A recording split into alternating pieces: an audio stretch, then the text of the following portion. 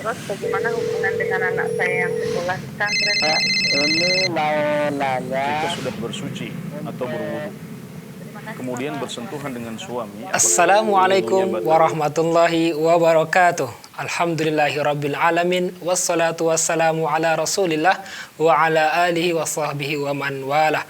Pemirsa Fatwa TV dan penyimak radio dimanapun Anda berada, alhamdulillah bersyukur kita kepada Allah Subhanahu wa taala yang mempertemukan kita kembali di acara kesayangan kita Live Interaktif Fatwa TV Fikih Ibadah bersama guru kita Ustadz Anas Burhanuddin hafizahullahu ta'ala. Salam dan salam semoga selalu dicurahkan kepada Nabi kita yang mulia, Rasul tercinta Nabi Muhammad SAW, kepada keluarganya, kepada sahabatnya, dan orang-orang yang mengikutinya dengan baik hingga hari kiamat nanti. Allahumma shalli ala Muhammad wa ala ali Muhammad. Pemirsa Fatwa TV dan pendengar radio dimanapun berada, kita informasikan bahwasanya acara live interaktif ini juga direlay atau dapat didengar melalui radio Bimbas Yogyakarta, radio Sahabat Tegal Jawa Tengah, Radio Hang FM Batam, Radio Sago FM Sumatera Barat, Radio Gema FM Bontang, Radio Tuah FM Riau, Radio Madinah Caruban, Radio Idzaatul Khair Ponorogo, Radio Amuba Pangkal Pinang, dan Radio Al-Hikmah Banyuwangi. Dan bagi pemirsa yang ingin berpartisipasi, bertanya langsung berkaitan dengan tema kita pada kesempatan ini, bisa bertanya melalui nomor 0331 544 6087 0331 544 6087. Dan kita ingatkan, ketika telah berhubung sama kita, harap volume televisi dikecilkan, cukup dengarkan via telepon saja. Dan sebelum kita merespon pertanyaan, alhamdulillah telah hadir bersama kita pemateri kita Ustadz Anas Burhanuddin hafizahullah ta'ala, beliau merupakan salah seorang anggota Dewan Fatwa Perhimpunan Al-Irsyad. Assalamualaikum Ustaz. Waalaikumsalam warahmatullahi wabarakatuh. Bertemu kembali Ustaz ya. Alhamdulillah. Ya, alhamdulillah. Gimana kabarnya Ustaz? Sehat, alhamdulillah. Semoga antum juga, pemirsa juga, Allahumma amin. para pendengar juga senantiasa dalam lindungan Allah Subhanahu wa taala. Baik, marhaban bikum Ustaz. Ya, tafadhol Ustaz, sebagai mukadimah mungkin nasihat, tafadhol Ustaz. Iya, Pada Ustaz. ya, alhamdulillah kita kembali bisa berjumpa dalam sebuah amal soleh yang kita harapkan bisa menjadi salah satu amalan andalan kita, yaitu thalabul ilmi melalui tanya jawab dan interaktif dalam masalah fikih ibadah. Alhamdulillah atas segala taufik yang diberikannya kepada kita. Cukup Ustaz ya, Masya Allah. Sudah ada yang nunggu. Sudah nunggu, Masya Allah, tayyib Ustaz. Masya Allah, jazakallah khairan Ustaz. Iya, Semoga ini sama-sama. bermanfaat. Tayyib. Kita angkat saja langsung saja, ada telepon yang masuk, kita coba sapa. Ya, Assalamualaikum Fatwa TV. Waalaikumsalam warahmatullahi wabarakatuh. Bersama siapa, di mana? Encan Purwakarta. Iya, silakan Bapak. Ya, ini mau tanya. Assalamualaikum. Waalaikumsalam warahmatullahi wabarakatuh. Mau bertanya tentang sholat. Ini mungkin karena peristiwa corona kali ya Pak Ustadz.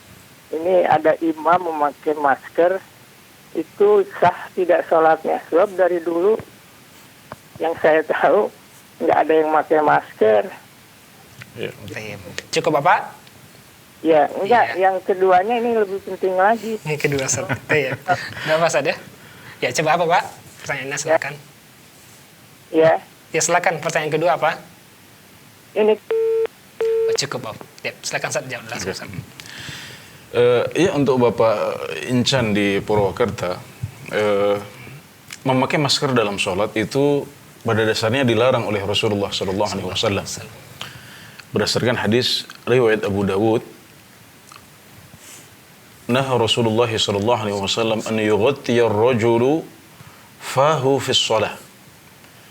Rasulullah SAW melarang seseorang untuk menutupi mulutnya dalam sholat.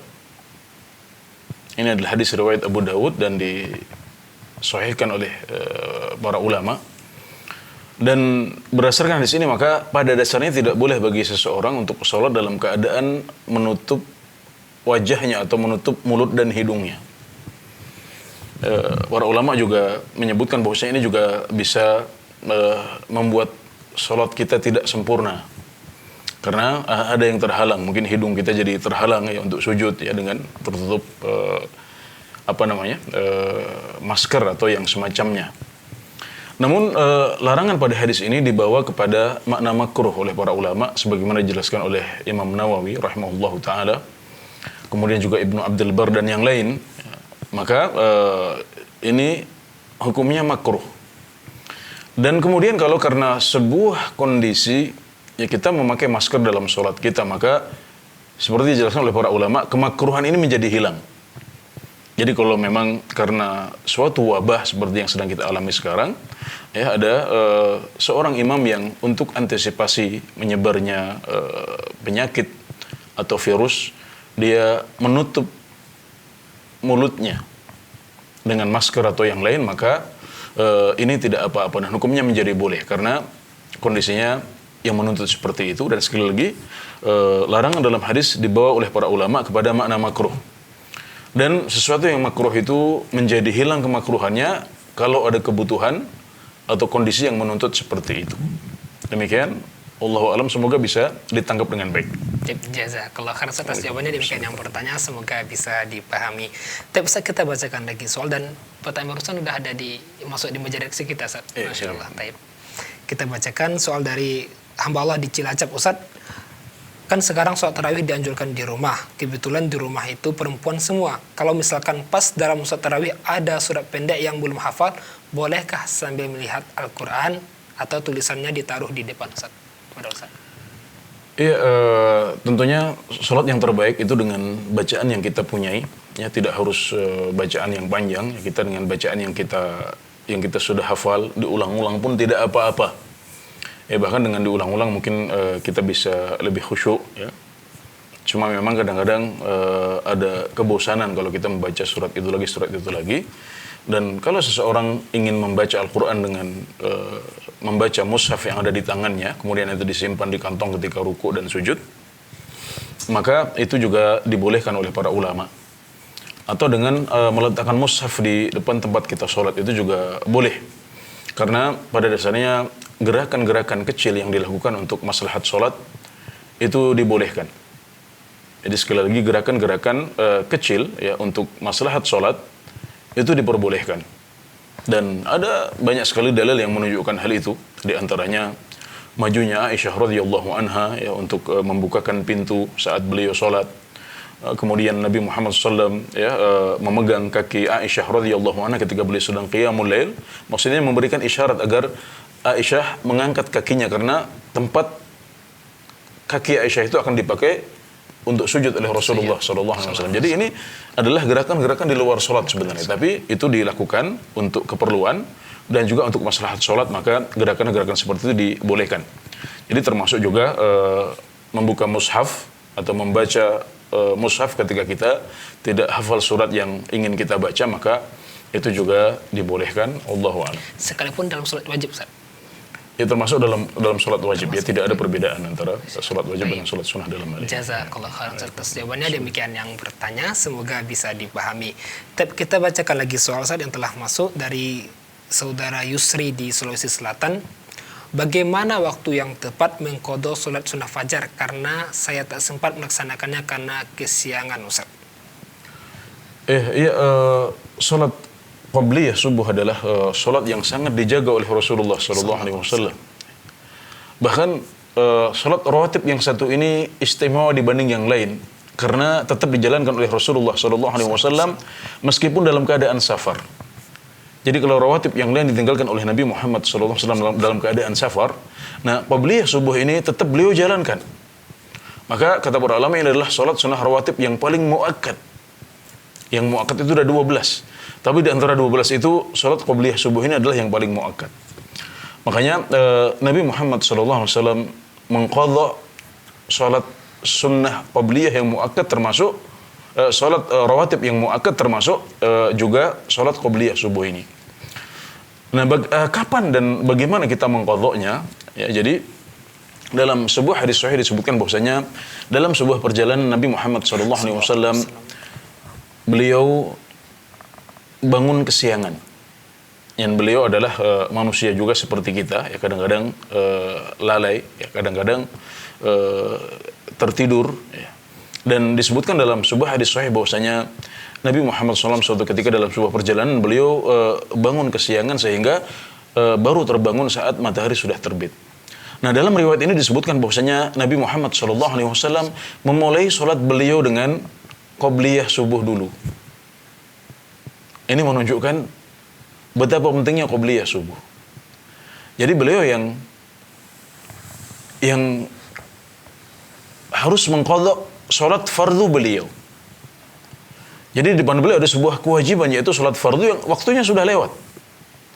Namun beliau tidak langsung mengerjakan salat fardunya, tapi beliau mulai dahulu dengan qobliyah subuh, yang ini menunjukkan bahwasanya tidak masalah kita mengakhirkan mengqadha salat wajib untuk sebuah salat sunnah seperti qobliyah subuh ini. Maka ini adalah yang terbaik untuk kita lakukan. Jadi kita mulai dengan qobliyah subuh dahulu saat kita terbangun, kemudian setelah itu dilanjutkan dengan salat fardu subuhnya. Atau bisa juga kita langsung salat subuh dulu yang fardu, baru kemudian nanti ketika sudah masuk waktu duha kita mengqadha waktu duha itu. Ya, jadi seperti itu. Jadi kita bisa melakukan qobliyah dulu sebelum salat fardu, ya. Tentunya kecuali kalau kita sedang mengejar waktu yang mau habis. Misalnya kita bangunnya menjelang terbit matahari. Nah, maka di sini kita harus mendahulukan sholat yang wajib dahulu dan yang qobliyah subuh nanti kita akhirkan. Ya. Jadi ini beberapa pilihan praktek yang bisa kita ambil ya saat kita terbangun terlambat. Ya, kita bangun terlambat. Itu adalah beberapa kondisi yang bisa kita pilih. Nah, Jazakallah khairan atas jawabannya. Demikian yang bertanya, semoga bisa dipahami. Pemirsa Faro TV dan penyimak radio dimanapun berada, kembali kita mengajak bagi pemirsa yang ingin bertanya langsung berkaitan dengan fikih ibadah, bisa menghubungi di nomor 0331 544 6087 0331 544 6087 07. Kita bacakan lagi Ustaz soal dari saudara kita Jeki di Sambas, Kalimantan Barat, Ustaz. Ya. Apakah sholat tarawih di rumah dan dalam keadaan sendirian tetap baca surah dengan jahar, dan begitu juga witirnya, Ustaz? Iya. Oke, sholat malam adalah termasuk sholat jahriyah sebagaimana dicontohkan oleh Rasulullah SAW. Ya, makanya saat sholat tarawih ya, di negeri kita juga di tempat-tempat lain kita melakukannya dengan jahar, kita keraskan bacaannya. Karenanya saat kita sholat sendiri pun juga sunnahnya seperti itu. Sunnahnya seperti itu, dan para ulama menjelaskan bahwasanya jahar yang minimal adalah orang yang di samping kita bisa mendengar bacaan kita. Jadi kalau kita sendiri tidak perlu keras ya, kecuali kalau tidak mengganggu ya nggak apa-apa kita keraskan. Dan minimal kalau memang dikhawatirkan mengganggu, kita mengangkatnya sampai orang yang di sebelah kita yang punya pendengaran yang normal, yang sedang ya, dia bisa mendengar suara kita itu, dan itu cukup. Jadi jahar ini berlaku untuk sholat jamaah, juga berlaku untuk sholat sendirian atau sholat munfarid. Allahu a'lam. Ya. Jazakallah khairan atas jawabannya. Demikian yang bertanya, semoga bisa dipahami. Tapi Ustaz, ada telepon yang masuk, Ustaz. Kita coba sama. Assalamualaikum Fatwa TV. Waalaikumsalam warahmatullahi wabarakatuh. Ya, bersama Bapak siapa, di mana? Ini Wawan dari lah. Ya, silakan Bapak. Bapak Wawan. Mau lupa tanya nih Pak Ustaz. Iya Pak, silakan. Inilah, kalau kurang pendidikan agama Masya Allah. di masa remaja. Halo? Ya, silakan Bapak. Ya. Masa remaja juga sudah agak dewasa sedikit, belum begitu tua. Ya, silakan pertanyaan ini Bapak. Sudah bertahun-tahun ditinggal. Jadi tetap sholat wajib yang kali ini atau tidak dikerjakan ini mungkin banyak juga seperti apa jika untuk untuk menunaikan yang tersebut. Yang kedua, sholat Isra itu kalau mau dikerjakan berapa dari azan subuh? Sholat suruh. Nah, ya cukup Bapak. Iya, terima kasih Bapak Wawan. Ya, silakan Ustaz. Ya, Bapak Wawan di Lampung, para ulama berselisih pendapat tentang hukum sholat yang ditinggalkan dalam keadaan sadar dan sengaja. Ya, jadi bukan karena lupa, juga bukan karena ketiduran, tapi memang karena kondisi kita masih belum dapat hidayah, kita masih nakal, kita masih belum mengenal agama dengan baik, sehingga sempat bertahun-tahun sempat bertahun-tahun meninggalkan sholat. Dan sebagian besar ulama berpendapat bahwasanya orang tersebut wajib untuk mengqadha sholat tersebut. Ini pendapat sebagian besar ulama atau yang disebut sebagai jumhurul ulama. Kemudian ada sebagian ulama lagi yang berpendapat bahwasanya orang tersebut cukup untuk memperbanyak sholat sunnah saja. Jadi cukup bertobat kepada Allah Subhanahu wa taala. Kemudian setelah itu memperbanyak sholat sunnah sebagai pengganti dari sholat wajib yang pernah dia tinggalkan. Nah, ini adalah dua pendapat di antara para ulama, dan pendapat yang kedua ini meskipun lebih sedikit ulama yang berpendapat dengan pendapat itu, tapi juga diriwayatkan dari sebagian sahabat seperti Umar bin Khattab dan juga Abdullah bin Umar dan yang lain. Dan ini yang barangkali lebih dekat dengan kemudahan praktek, dan juga barangkali lebih mendorong orang untuk benar-benar bertobat kepada Allah Subhanahu wa taala, karena kalau orang meninggalkan salat ya untuk waktu yang sekian lama, berpuluh-puluh tahun atau belasan tahun, maka kita bisa bayangkan betapa banyak salat yang harus dia qadha ya. Dan dikhawatirkan kalau kita katakan kamu harus mengqadha, maka dia barangkali memilih untuk tidak bertaubat ya dan kembali kepada kondisi lamanya. Maka yang lebih dekat kepada praktek dan lebih dekat dengan maqasidus syariah ya Allah taala alam adalah pendapat yang kedua, yaitu cukup dengan bertobat kepada Allah Subhanahu wa taala, kemudian memperbanyak salat sunnah. Ini sekali lagi masalah khilafiyah, tapi ini yang lebih kuat wallahu taala alam. Yang kedua salat syuruk. Kemudian yang kedua tentang salat waktunya ya. Waktunya kapan Pak? Ya, salat syuruk artinya adalah salat yang dilakukan saat terbit matahari ya. Karena syuruk itu artinya adalah terbit matahari. Dan dilakukan setelah kita melakukan beberapa ibadah sebelumnya. Ya, yaitu kita salat subuh berjamaah. Kemudian kita duduk berzikir memuji Allah Subhanahu wa taala sampai terbit matahari. Kemudian setelah kira-kira seperempat jam ya matahari agak naik, kita kemudian mengerjakan sholat syuruk tersebut.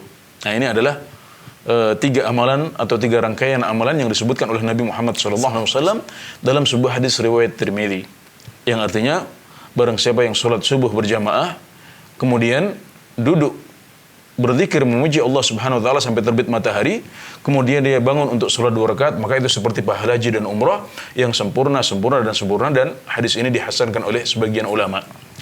Jadi waktunya adalah setelah terbit matahari, tapi tidak persis saat waktu terbit matahari, namun kita tunggu dahulu sampai matahari agak naik, kira-kira 14 jam setelah terbit matahari. Ini tentunya tergantung pada di mana kita tinggal, karena tentunya terbit matahari di setiap kota berbeda. Jadi kalau matahari sudah terbit di tempat Bapak ini di Lampung ya, berarti hitunglah kira-kira 14 jam setelah itu, maka di situ kita bisa melakukan sholat syuruk, dan itu adalah awal waktu sholat duha. Di situ sudah kita boleh melakukan sholat duha. Nah, di situ juga kita boleh mengerjakan sholat syuruk ini. Dan alhamdulillah dalam jadwal sholat yang diterbitkan oleh Kementerian Agama ya, atau yang berwenang di setiap daerah itu sudah disebutkan waktu syuruk itu kapan. Waktu terbit matahari kapan, kita tinggal tambah kira-kira 15 menit setelah itu kita bisa sholat syuruk di waktu itu. Demikian, Allahu a'lam. Jazakallah khairan atas jawabannya. Demikian yang bertanya, semoga bisa dipahami. Ustaz, ada telepon yang masuk lagi, kita coba sapa. Assalamualaikum Fatwa TV. Waalaikumsalam warahmatullahi wabarakatuh. Ya, bersama siapa, di mana? Dengan Kadan dari Cianjur, Jawa Barat. Ya, silakan Bapak dan di Cianjur. Ya, begini Pak Ustadz. Yang pertama saya ingin tanyakan tentang bulan suci Ramadan, Ustadz. Ya. Jadi apakah ada mandi khusus sebelum datang bulan Ramadan? Karena kebiasaan di desa itu ada mandi khusus, Ustadz. Terus yang kedua, saya tentang doa kunut witir, Ustadz. Jadi saya bingung. Ada ustadz yang menyatakan kunut witir itu akhirnya itu tabarokta robbana wa ta'ala sampai situ. Ada juga yang menyatakan disambung lagi seperti para lama qaulid astagfiruka wa atubu ilaik sampai sholawat. Jadi untuk masalah kunut subuh mohon dipraktekkan sama Ustadz. Insya Allah saya rekam. Saya kan seorang tidak bisa melihat Ustadz. Mohon dipraktekkan dari awal ngangkat tangan sampai turun sujud mohon Ustadz. Iya. Terima kasih Pak Kadan di Cianjur. Assalamualaikum Warahmatullahi wabarakatuh. Terima kasih Pak Kadan di Cianjur. Silakan Ustaz. Iya, yang pertama. Mandi khusus sebelum Ramadan Ustaz. Yang pertama. Iya, yang pertama tentang mandi sebelum Ramadan ya.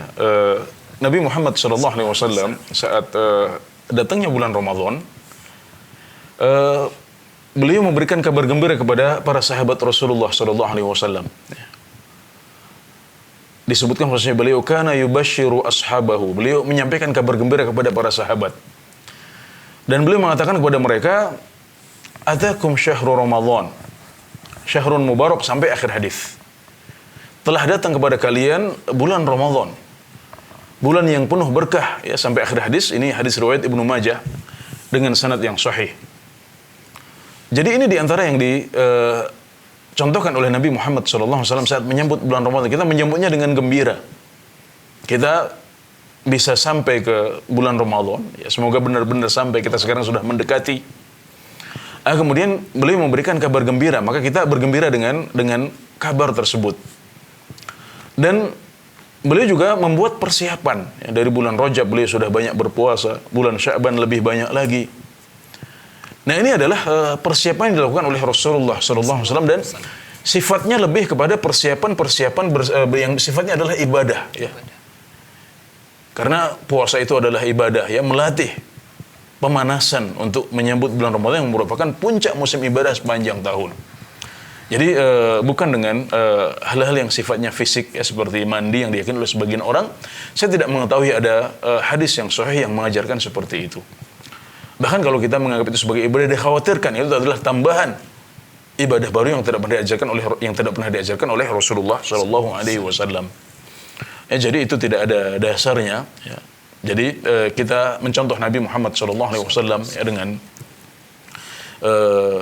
tadi beberapa amalan yang sudah disebutkan, yaitu menyiapkan diri dengan melatih diri dengan berbagai ibadah, kemudian juga bergembira. Bergembira ini juga ibadah karena ini adalah amalan hati. Ya. Amalan hati kita ikut bergembira dengan syiar Islam, mengagungkan syiar Islam ini juga adalah ibadah yang tidak butuh gerakan tangan, tidak butuh hentakan kaki, tapi bernilai pahala tinggi di sisi Allah Subhanahu wa taala. Ya.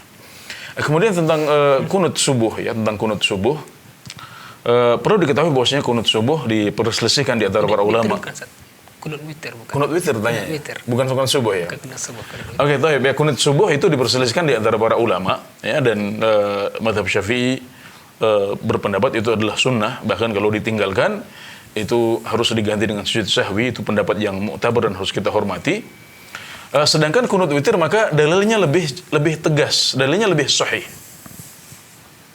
Nah, kalau hadis kunut subuh diperselisihkan sedemikian rupa, hadis kunut witir ada di Sahih Muslim. Jadi kedudukannya secara sanad sangat kuat, dan kunut witir ini jelas-jelas dicontohkan oleh Rasulullah SAW, maka sunnah bagi kita sebagai umat beliau untuk mengerjakannya. Adapun doa yang diajarkan oleh Nabi Muhammad SAW yang paling masyhur adalah doa Allahumma hdini fiman hadait, wa afini fiman afait, wa tawallani fiman tawallait, wa barik li fima a'tait, wa qina bi rahmatika syarra ma qadait, fa innaka taqdi wa la yuqda 'alaik, fa innahu la yadhillu man walait wa la ya'izzu man adait, tabarakta rabbana wa ta'alait. Ini adalah sirah yang paling masyhur dalam kunut yang diajarkan oleh Rasulullah SAW. Ya. Jadi kunut witir juga itu, kunut subuh juga ini menurut mereka yang berpendapat bahwasanya kunut subuh adalah sunnah. Tapi yang perlu dicatat bahwasanya doa kunut ini tidak saklek itu saja. Kita bisa tambahkan doa yang lain. Ya, kenapa? Karena bab doa dalam agama kita itu luas. Berbeda dengan zikir, misalnya dalam zikir yaitu itu saja. Kita mencukupkan diri dengan yang dicontohkan oleh Nabi Muhammad SAW. Ya. Misalnya zikir dalam duduk di antara dua sujud, zikir saat kita sedang ruku, ini kita mencukupkan diri dengan apa yang dicontohkan oleh Nabi Muhammad SAW. Tapi doa sifatnya lebih luas. Ya, kita bisa berdoa dengan yang dicontohkan oleh Nabi Muhammad SAW seperti yang sudah kita jelaskan tadi. Kita juga bisa menambahkannya. Makanya kalau kita melihat praktek di Masjidil Haram, di Masjid Nabawi, ya kadang-kadang kunut witirnya lebih panjang daripada yang saya bacakan tadi. Ada tambahan doa-doa yang lain, juga tambahan doa-doa sesuai dengan kebutuhan umat pada masa itu. Kalau sedang ada konflik di sebuah negara, kita ikut mendoakan mereka di kunut witir itu. Kalau sedang terjadi musibah, kita ikut mendoakan mereka. Jadi dengan demikian terjawab tadi, kalau ada sebagian yang mengatakan ada tambahan lagi, ada doa yang boleh dibacakan lagi, maka itu benar. Memang barangkali yang dicontohkan tidak sebanyak itu, tapi kemudian ada tambahan-tambahan sesuai dengan kondisi dan kebutuhan kita, dan kita tidak masalah untuk menambahkan doa-doa tersebut dalam kunut kita. Demikian, Allahu a'lam. Jazakallah khairan atas jawabannya. Demikian yang bertanya Pak Kaden di Cianjur, semoga bisa dipahami. Pak Kaden sering bisa masuk. Masya Allah, ini penyemangat bagi kita yang saat ini saat ya, Masya Allah. Beliau ini katanya tidak bisa melihat, tapi semangat untuk bertanya. Masya Allah. Masya Allah. Dan ada telepon yang masuk, saat kita coba angkat dulu. Iya. Assalamualaikum, Fatwa TV. Waalaikumsalam warahmatullahi wabarakatuh. Ya, bersama siapa, di mana?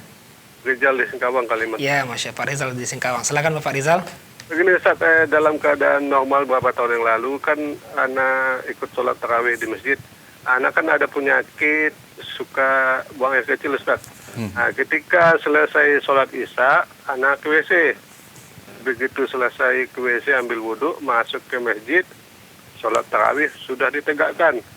Kan anak belum ba'diyah isya. Apakah boleh anak menggabungkan sholat ba'diyah isya dengan sholat tarawih yang dua akad pertama? Pertanyaan kedua Ustaz, dengan suasana keadaan begini, apakah itikaf di rumah itu dibolehkan? Syukran Ustaz, jazakallahu khairan. Assalamualaikum warahmatullahi wabarakatuh. Waalaikumsalam warahmatullahi wabarakatuh. Terima kasih Bapak Rizal di Singkawang. Silakan Ustaz.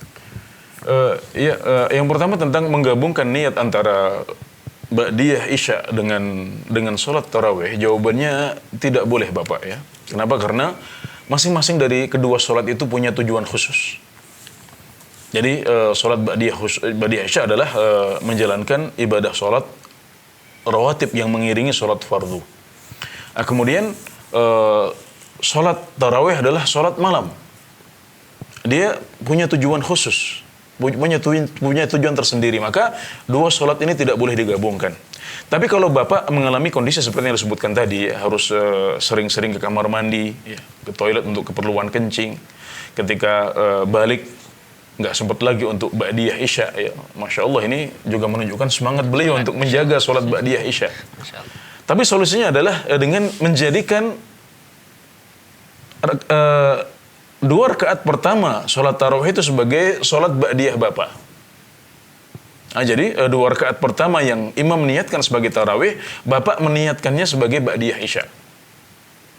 Ya, bisa seperti itu. Jadi ba'diyah isya dulu, baru kemudian nanti Bapak mengerjakan sholat bersama imam, ya, dengan niat yang sama. Jadi dua rakaat pertama imam niatnya tarawih, Bapak niatnya ba'diyah isya. Ketika sudah selesai witir, nanti Bapak bisa menambah lagi, ya, bisa menambah dua rakaat tambahan tarawihnya. Tidak juga nggak apa-apa karena sholat tarawihnya sifatnya sunnah. Jadi bisa seperti itu, bisa dua rakaat pertama kita jadikan sebagai ba'diyah isya dan tidak masalah adanya perbedaan niat antara imam dengan makmum, sebagaimana dijelaskan oleh para ulama, nggak ada masalah. Ya.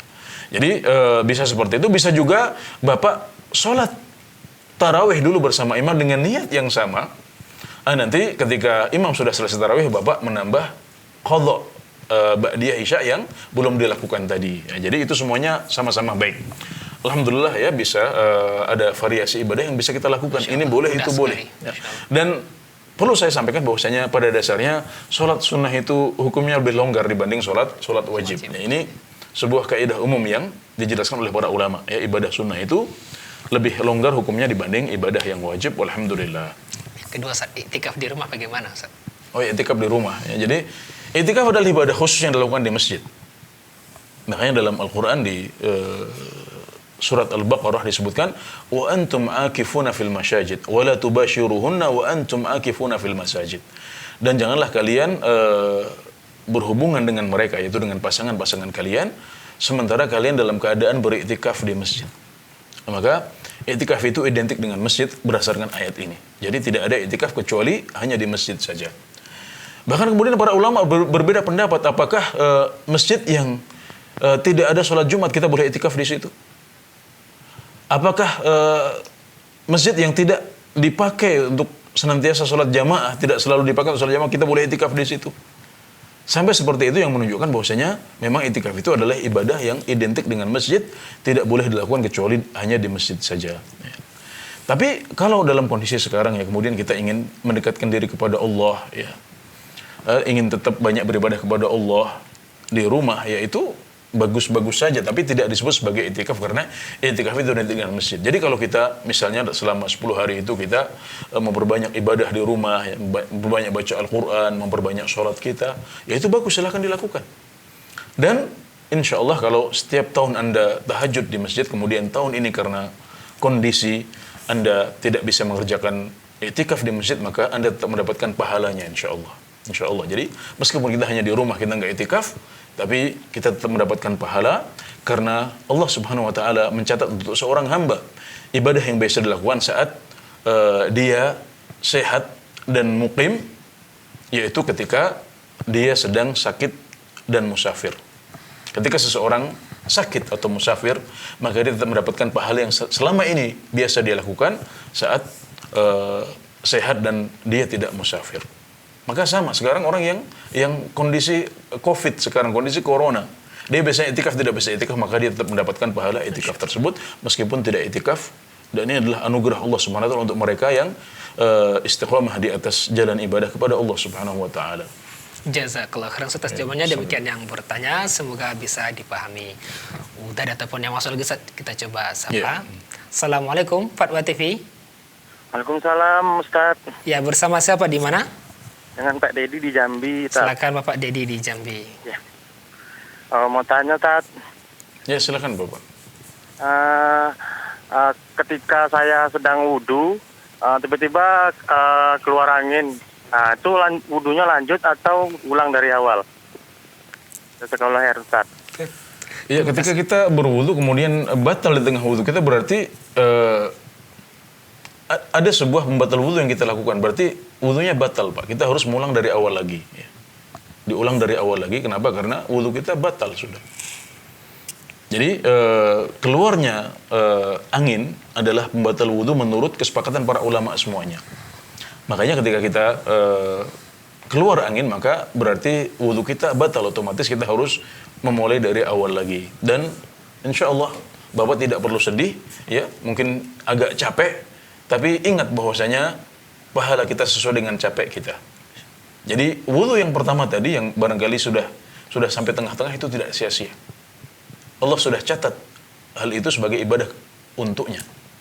Maka itu tidak sia-sia dan tetaplah bergembira, ucapkan alhamdulillah ya, dapat ibadah lagi dari awal. Maka Anda mendapatkan pahala yang berlebih dibanding kalau wudunya lancar dari awal sampai akhir. Walhamdulillah. Masya Allah, jazakallah khairan atas jawabannya. Demikian yang bertanya, semoga bisa dipahami. Dan sudah ada telepon yang masuk lagi, Ustaz. Coba kita sapa. Assalamualaikum Fatwa TV. Assalamualaikum Ustaz. Waalaikumsalam warahmatullahi wabarakatuh. Bersama siapa di mana? Dari Abu Sakila, Bukit Tinggi. Abu Sakila di Bukit Tinggi. Silakan Abu Sakila. Ya. Maaf Ustaz, Ana mau nanya. Tadi Ustaz Anas bilang kan itikaf itu kan di masjid gitu kan. Sedangkan sekarang kan kalau seandainya wabah corona tetap sampai Lebaran, berarti kita di rumah mengerjakan ibadahnya gitu Ustaz. Nah yang Ana mau tanyain tuh misalnya kita, yang Ana bingungnya gini, misalnya kita mau malam Lailatul Qadar itu kan 10 malam terakhir tuh Ustaz. Itu berarti kita ibadahnya di rumah aja gitu Ustaz, tanpa itikaf ke masjid Ustaz.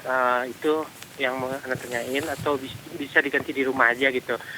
Terus yang kedua mau nanya Ustaz, batasan sholat tarawih itu sampai jam berapa ya Ustaz? Itu aja Ustaz. Terima kasih Abu Sakila di Bukit Tinggi. Masya Allah. Semuanya pada dua saja pertanyaannya. Masya Allah, semangat. Alhamdulillah. Masya Allah, alhamdulillah. Iya, untuk Bapak Abu Sakila di Bukit Tinggi, ya. Yang pertama, mengisi malam Lailatul Qadar itu maksudnya adalah mengisi malam tersebut dengan berbagai ibadah dan ketaatan kepada Allah Subhanahu wa taala. Jadi kalau kita mengisi malam itu dengan berbagai kebaikan, ya, baik di masjid maupun di rumah, baik berupa qiyamul lail ataupun dengan bersedekah di malam itu. Itu semuanya adalah wasilah ya, atau sarana yang bisa membuat kita bisa dikatakan telah mengisi malam Lailatul Qadar dengan baik. Jadi mendapatkan Lailatul Qadar itu bukan berarti nemu suatu malam seperti yang dipahami oleh sebagian orang. Enggak seperti itu. Maksudnya adalah diberikan taufik untuk bisa mengisi malam itu dengan berbagai kebaikan. Bisa jadi seseorang tidak sholat ya, barangkali mungkin orang sibuk, dia mungkin tidak bisa meninggalkan tokonya misalnya. Tapi sambil di toko dia sambil berzikir ya, memuji Allah Subhanahu wa taala, karena sebagian orang bercerita katanya 10 malam terakhir itu adalah waktunya panen bagi para pedagang gitu. Nah, kalau dia terpaksa harus membuka tokonya, orang-orang iktikaf di masjid tapi dia harus membuka toko karena ya tidak setiap malam seperti itu gitu. Jadi dia membuka toko, di toko dia kalau kosong baca Al-Qur'an ya. Kemudian saat sambil mengambil barang, menata barang, dia berzikir memuji Allah Subhanahu wa taala. Itu dia sudah mengisi malam itu dengan ibadah dan ketaatan kepada Allah Subhanahu wa taala. Sambil dia jalan, dia mungkin bersedekah sepanjang jalan, sampai rumah dia sudah capek, enggak sempat qiyamul lail lagi. Maka saya berharap dia juga termasuk orang yang bisa mengisi malam Lailatul Qadar dengan ibadah kepada Allah Subhanahu wa taala. Jadi tidak harus kita melakukan ibadah itu di masjid. Maka sama dalam kondisi sekarang, ketika kita tidak bisa di masjid, tidak bisa iktikaf, kita bisa melakukannya di rumah. Dan kalau kita mengisi malam Lailatul Qadar 10 malam terakhir dengan berbagai ibadah kepada Allah Subhanahu wa taala meskipun di rumah, maka kita telah mengisi 10 malam terakhir dengan kebaikan dan amal soleh insyaallah. Ya, pertanyaan kedua, Ustaz, batasan sholat tarawih. Ya, sholat tarawih itu adalah sholat malam pada bulan Ramadan. Disebut tarawih kenapa? Karena berasal dari kata tarwih. Tarwih itu istirahat. Artinya sholat ini dipotong-potong ya, dengan 2 rakaat salam, 2 rakaat salam, 2 rakaat salam, makanya disebut sebagai tarawih. Tapi dia sebenarnya adalah sholat malam. Dan sholat malam berarti waktunya sepanjang malam sampai terbit matahari. Salamun hiya hatta matla'il fajr. Malam itu damai ya, tentang Lailatul Qadar sampai terbitnya matahari. Jadi waktu qiyamul lail juga, waktu tarawih juga terbentang sampai menjelang subuh nanti. Seperti ditegaskan oleh Nabi Muhammad SAW dalam hadis, salatul laili mathna mathna. Salat malam itu 2 rakaat. Fa idza khasyiya ahadukumul fajra falyutir bi rakaah. Dan kalau seorang di antara kalian khawatir masuknya waktu fajar, waktu subuh, ya, maka hendaklah dia witir dengan 1 rakaat. Jadi silahkan. Ya, kalau nggak sempat habis isya, kita bisa lakukan di pertengahan malam, di sepertiga malam terakhir, bahkan di waktu sahur kita itu masih waktu qiyamul lail, maka berarti itu juga adalah waktu untuk tarawih.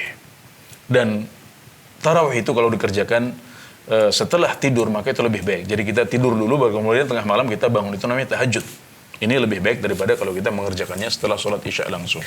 Jazakallah khairan atas jawabannya. Demikian yang bertanya, semoga bisa dipahami. Jadi tarawihnya ada istirahat, Ustaz ya, bukan langsung. Sebagian kalau kita lihat langsung, Ustaz, 4 rakaat selesai gitu tanpa istirahat gitu, Ustaz. Yang 4 rakaat ada riwayat memang di hadis Aisyah disebutkan seperti itu, dan sebagian ulama memahami juga boleh 4 rakaat. Itu variasi, saya rasa nggak apa-apa ya. Tapi yang terbaik adalah 2 rakaat. Masya Allah. Jazakallah khairan, Ustaz. Udah ada yang nunggu, Ustaz. Ya, kita coba sapa. Masya Allah, semangatnya. Ya, silakan. Assalamualaikum Fatwa TV. Halo, assalamualaikum Ustaz. Waalaikumsalam warahmatullahi wabarakatuh. Bersama Ibu Santia. Iya. Iya, silakan iya, Ibu. Saya mau tanya Ustaz. Iya, silakan Ibu. Gini Ustaz, 3 hari yang lalu kan saya keguguran Ustaz. Umur kandungan saya kurang lebih 3 bulan. Dan sekarang saya masih pendarahan dan harus masih minum obat dari dokter. Karena kandungan saya belum bersih Ustaz. Yeah. Yang saya tanyakan, apakah saya wajib sholat dan puasa atau masih dalam nifas Ustaz? Syukran Ustaz. Assalamualaikum. Assalamualaikum warahmatullahi wabarakatuh. Ya, silakan Ustaz.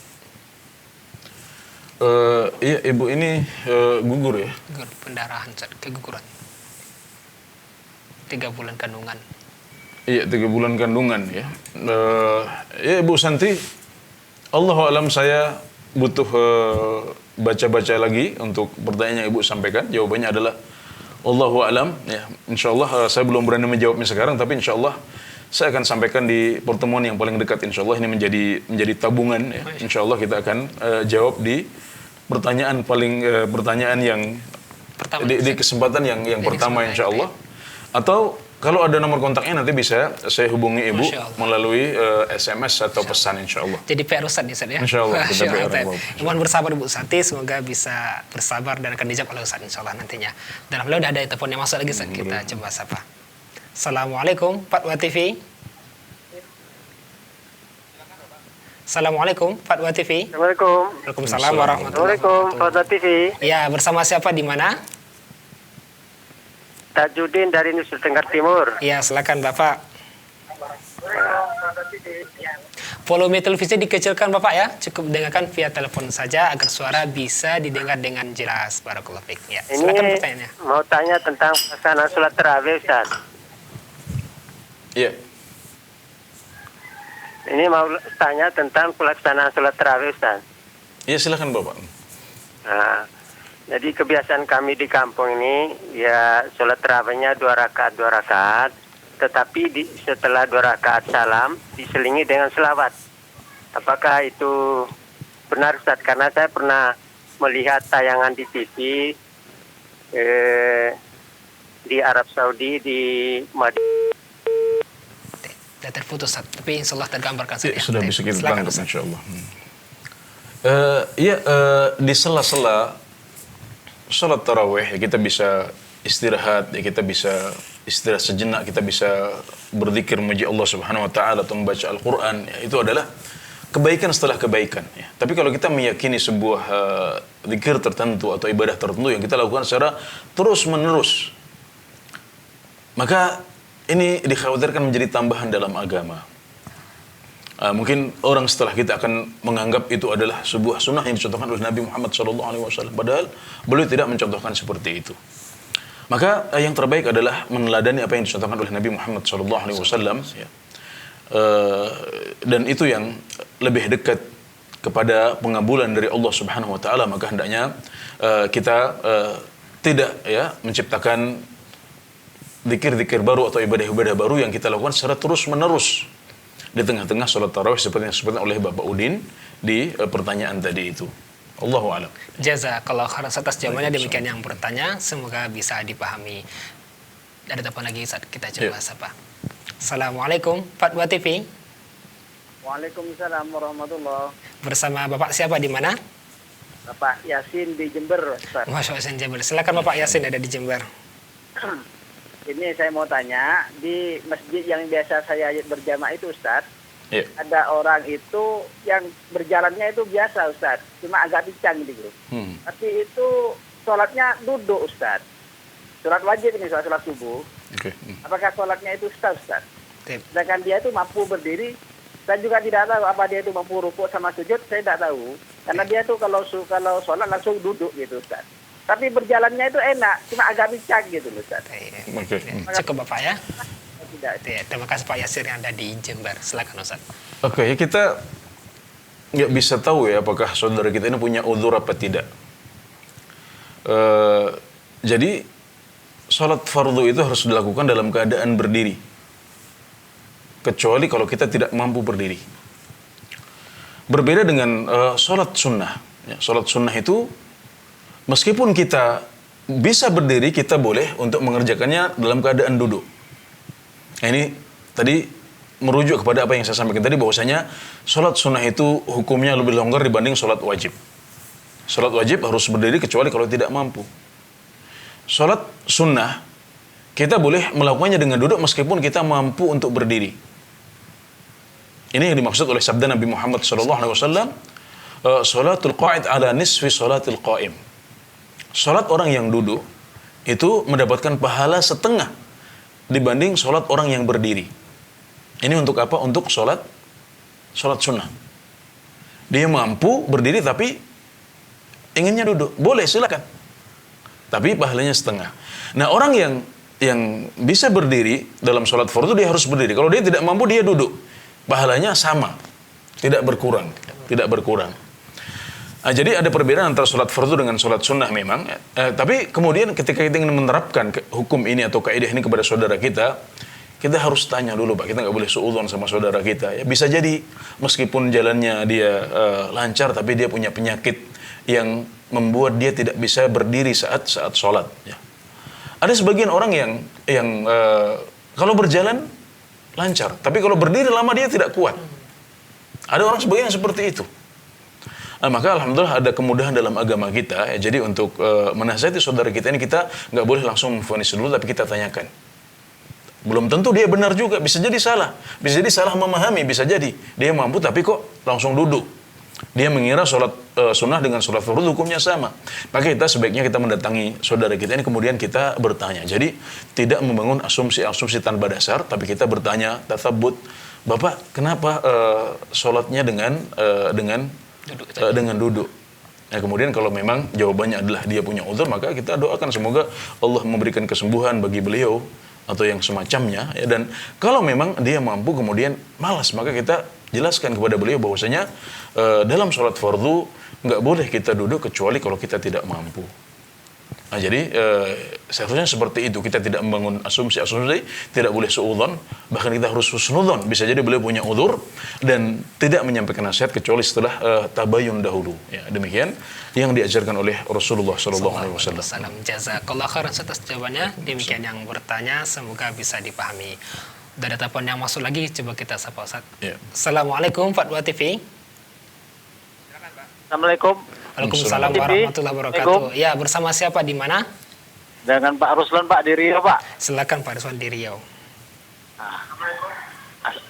Volume televisi dikecilkan Bapak ya. Volume televisi dikecilkan. Cukup dengarkan via telepon saja. Iya Pak ya, mati lampu. Halo Pak. Ya silakan pertanyaannya Bapak.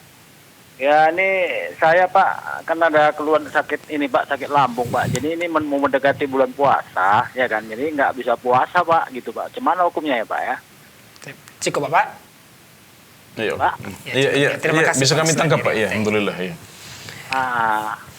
Iya, Bapak berkonsultasi dengan dokter ya.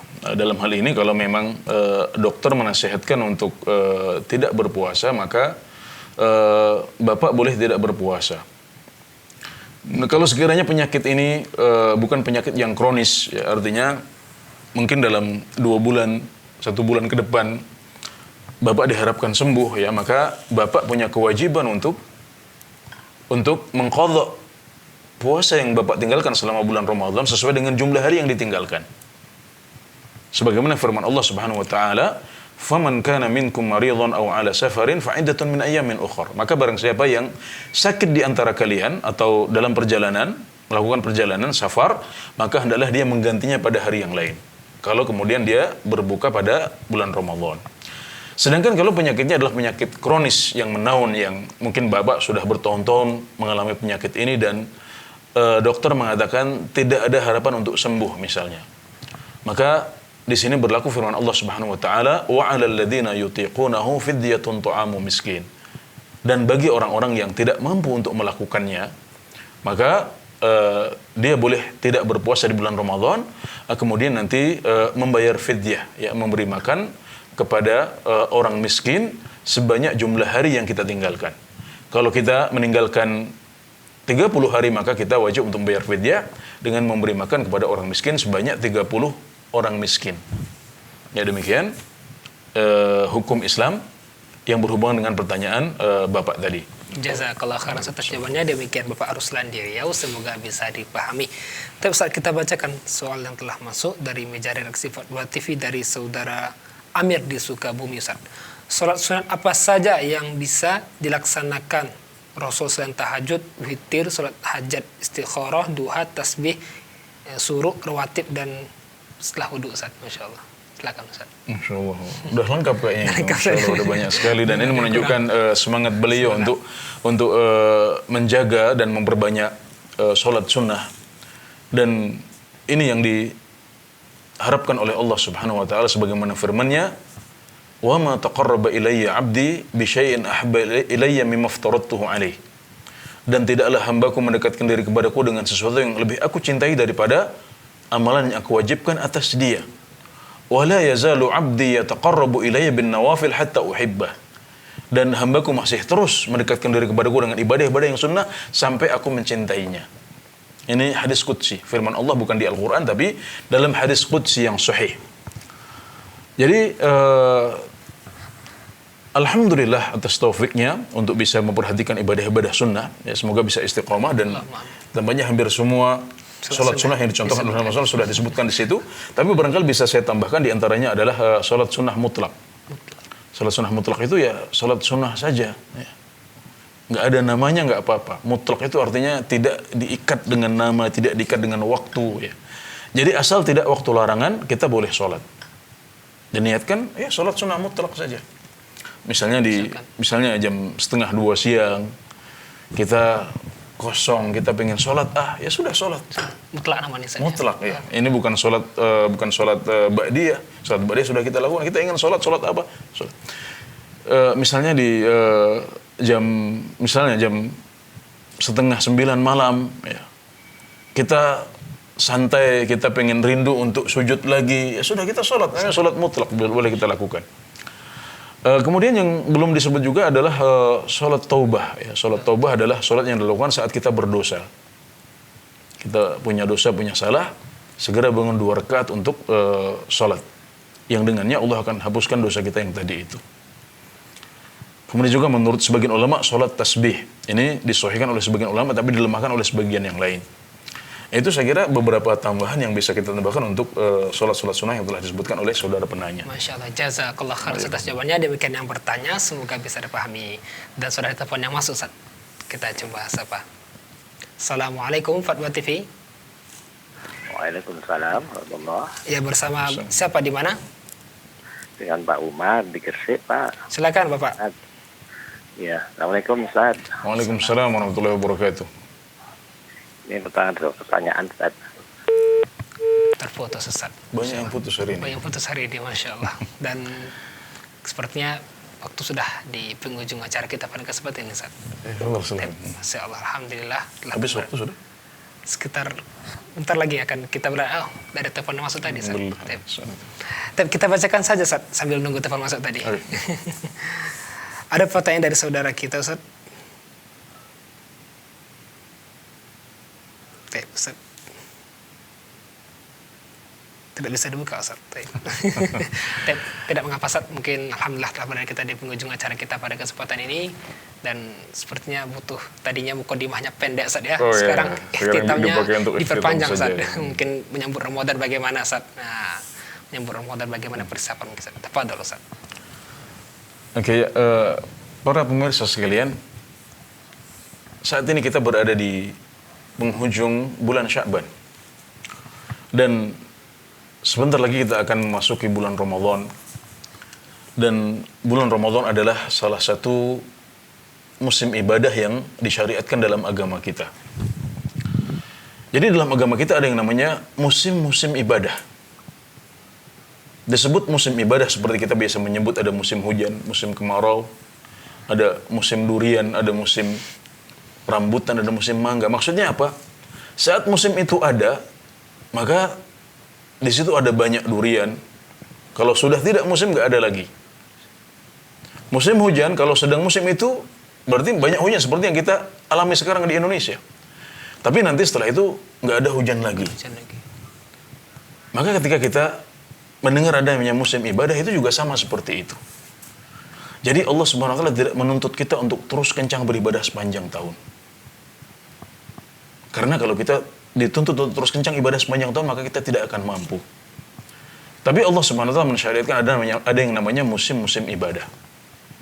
Kalau sedang tiba musim itu, kita tingkatkan ibadah kita. Selesai musim nanti kita kendorkan lagi. Nah, terus seperti itu. Dan seperti itulah ibadah Rasulullah sallallahu alaihi wasallam. Disebutkan dalam hadis yang sahih, karena Rasulullah sallallahu alaihi wasallam yajtahidu fi Ramadan ma la yajtahidu fi ghairi. Nabi Muhammad SAW bersungguh-sungguh di bulan Ramadan yang tidak boleh dilakukan di bulan-bulan yang lain. Wa kana yajtahidu fil ashr al-awakhir minhu ma la yajtahidu fi ghairiha. Dan beliau lebih bersungguh-sungguh lagi di 10 terakhir bulan Ramadan yang tidak beliau lakukan di 10 pertama, tidak juga di 10 yang kedua. Jadi grafik ibadah Nabi Muhammad SAW juga tidak kencang sepanjang tahun. Tapi ada fluktuasi, ada naik turun. Dan mencapai puncaknya di bulan Ramadan, mencapai puncaknya lagi di sepertiga terakhir bulan Ramadan. Maka para pemirsa sekalian, kita tidak dituntut untuk terus kencang beribadah sepanjang tahun. Tapi kita dituntut untuk memperbanyak ibadah kita di musim-musim ibadah. Maka menghadapi bulan Ramadan ini, mumpung musim ibadah, ayo kita sama-sama, ya, kita kencangkan ikat pinggang kita. Ya, kita pacu ibadah kita sebagaimana teladan Rasulullah sallallahu alaihi wasallam. Nah, kemudian kita terus perbanyak ibadah kita dan jangan malah nanti ya luntur di pertengahan bulan Ramadan. Belum, itu salah. Justru malah Nabi Muhammad SAW mencapai puncak beliau di 10 terakhir bulan Ramadan. Nah, kalau kita mau agak santai-santai, kita mau longgar lagi, nanti di bulan Syawal nggak apa-apa. Setelah musim Ramadan ini lewat. Karena nanti kita akan ada waktu santai ibadah. Maka sangat rugi kalau di musim ibadah kita tidak mau memacu ibadah kita. Hanya biasa-biasa saja. Maka orang yang berakal, orang yang mendapatkan taufik dari Allah Subhanahu wa taala adalah mereka yang bisa memacu ibadahnya selama musim ibadah. Mencapai puncaknya sebagaimana dicontohkan oleh Nabi Muhammad SAW di akhir bulan Ramadan, untuk kemudian ketika musim ibadah ini lewat, maka dia boleh melonggarkan ibadahnya. Tetap mengerjakan ibadah-ibadah yang wajib, tapi yang sunnah-sunnah mungkin tidak sebanyak yang dilakukan di bulan Ramadan, tidak masalah, karena seperti itulah juga ibadahnya Nabi Muhammad SAW. Jadi intinya, ayolah. Kita sama-sama saling mengingatkan, selagi masih menjalani musim. Sekali lagi ini namanya musim. Musim ini hanya sebentar, hanya 1 bulan saja. Setelah itu musim itu akan lewat, maka kita boleh untuk longgar-longgar lagi, untuk agak santai lagi. Tapi selagi musim ini masih ada, mari kita bersama-sama saling menasihati, saling mengingatkan untuk meneladani Nabi Muhammad SAW dengan menjadikan Ramadan ini sebagai musim ibadah dan menjadikan 10 terakhir bulan Ramadan sebagai puncaknya. Ya, meskipun kondisi kita seperti itu, tapi ini tidak menghalangi kita, karena alhamdulillah ibadah bisa di mana-mana, tidak harus di masjid, tapi kita bisa menjalankannya di rumah kita. Bahkan sebagian ibadah yang sunnah, yang terbaik adalah di rumah. Alhamdulillah.